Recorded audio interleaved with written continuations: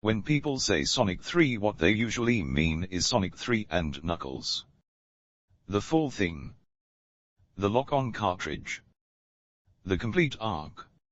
Not just the first half that launched in early 1994, but the combined experience that feels like the true finale of the Genesis era. To understand why Sonic 3 and Knuckles feel so important, you have to go back to the early 90s. Sega was deep in the console war with Nintendo. Sonic had already proven himself with Sonic the Hedgehog and Sonic the Hedgehog 2. Expectations for the follow-up weren't just high, they were massive. This wasn't just another sequel. This was supposed to cement Sonic as the face of an entire generation. Development began at Sega Technical Institute in California, with Yuji Naka and much of the Japanese team working alongside American developers. The ambition was clear. Bigger levels. More story. Smoother transitions between zones. A save system so the adventure could feel continuous rather than arcade-like. But the game kept growing. Too big for a single Genesis cartridge. At the same time, Sega had marketing deals locked in, including a McDonald's Happy Meal promotion, and the release date could not slip. So the decision was made to split the game in two.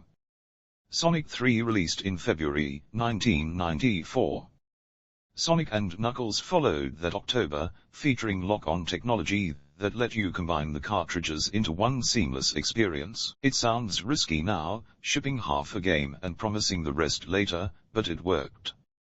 Once locked together, Sonic 3 and Knuckles became this sprawling 14-zone adventure with a unified save file, escalating stakes, and Knuckles playable throughout the entire journey.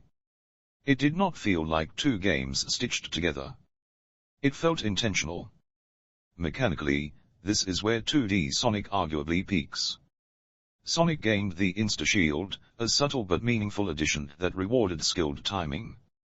Tails' flight became more useful and cooperative. And Knuckles completely recontextualized the level design, with gliding and wall climbing, opening alternate routes and new boss strategies.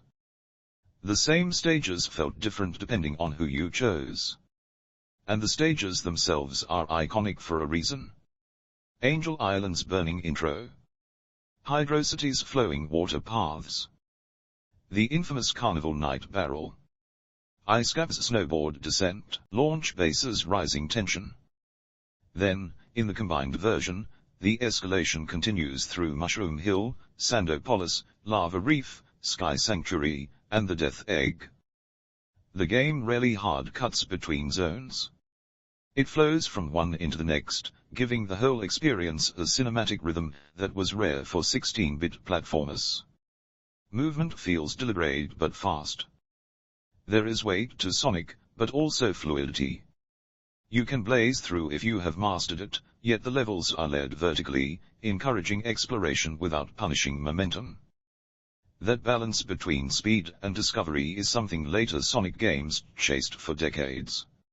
Story-wise, Sonic 3 and Knuckles tells its tale almost entirely through animation and level transitions. Knuckles is not just a boss. He is manipulated by Robotnik. You see the deception play out in real time. When you finally reach the true final battle in space, if you have collected everything, it feels earned. It is the payoff to a long climb, not just another end-of-level fight. And then there is the Michael Jackson situation.